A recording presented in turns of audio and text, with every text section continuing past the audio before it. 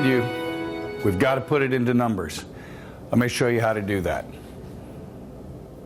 First thing we're going to talk about is getting very crisp on our revenue generation plan and what it's going to take to get us there.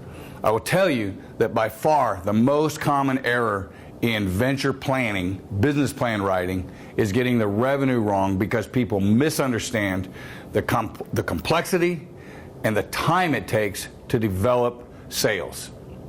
Now, we know a lot about the customers that you're planning to talk to. Some of the things we know what problem they want to fix.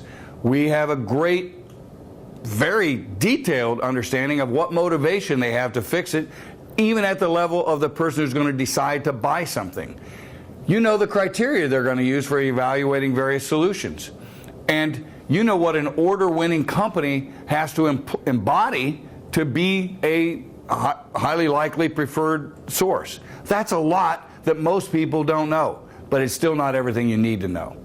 What you have to go on from here and document is the time-based sequence of steps that customer will go through to get from where, yeah, that sounds great, to here's my purchase order.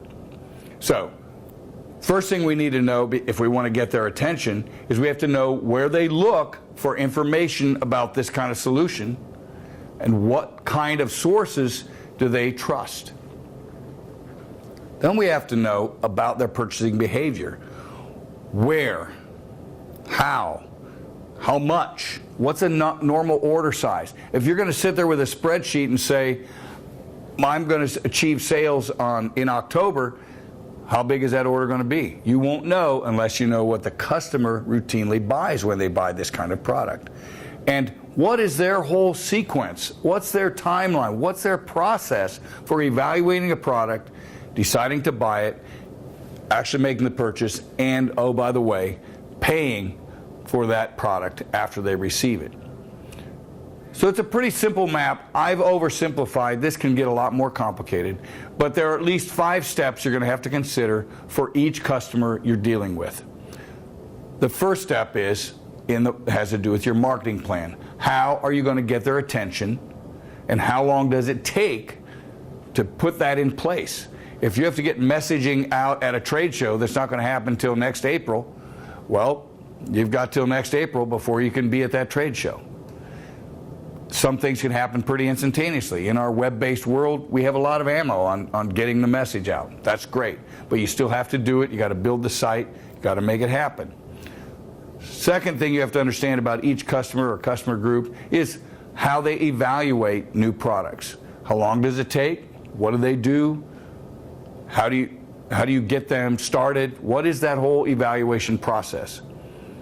Once they evaluate your product, all that's going to do is say you are qualified to be a purchase. So what is the next step for them? How often do they buy that product? Again, that was in the how much. What does it take to get that purchase order? And a pretty critical thing, because you're going to be modeling this in terms of what you predict you can do.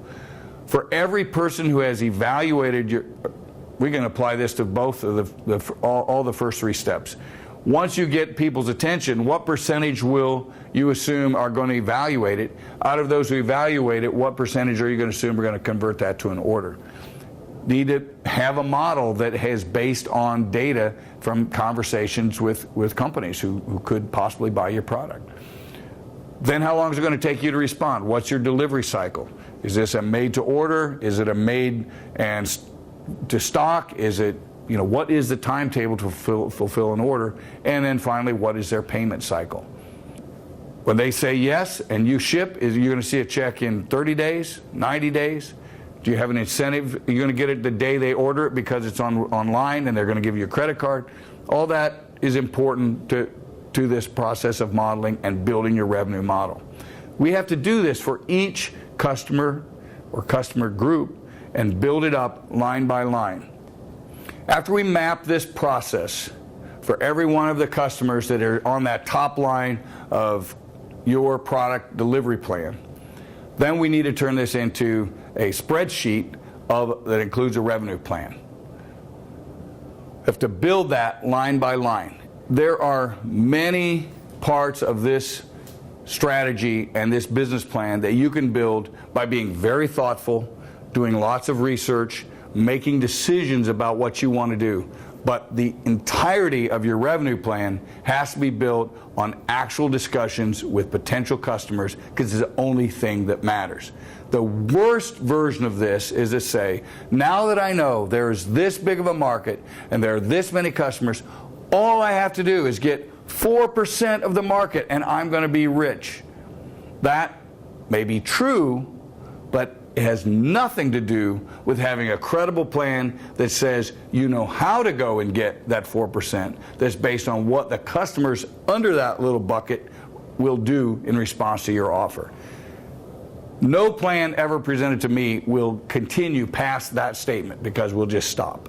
So don't do that. That's not what you need to do. What you have to do is list all the steps, all the timetables, all the processes that these customers are going to go through to buy and pay for your product.